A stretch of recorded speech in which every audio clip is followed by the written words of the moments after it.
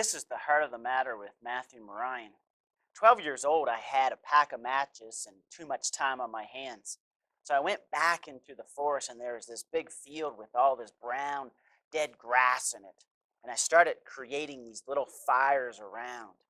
Well, after I had this one fire going, I kind of looked back and I realized that it started going crazy. It was getting out of bounds. So I went over and I started stomping on it for everything I had. I couldn't put it out.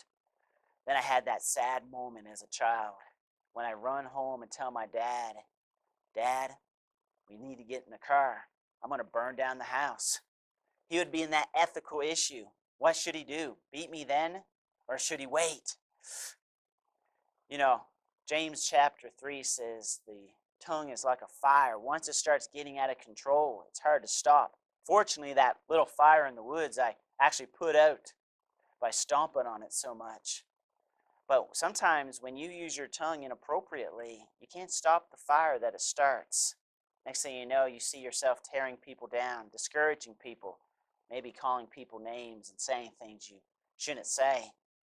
James also says the fire that the tongue is can also produce good. Years ago in California, they were kind of concerned why the sequoia trees were not growing anymore. Then they realized that they had a policy of always putting out the forest fires. But they needed the forest fires in those forests. The reason being is it would rise up the heat and cause the acorns to fall down. It would till the ground so that they could grow up and produce life. That's like the tongue. If you use it positively, you can build people up. And this is the heart of the matter, is that you need to use the tongue for good to encourage people in life.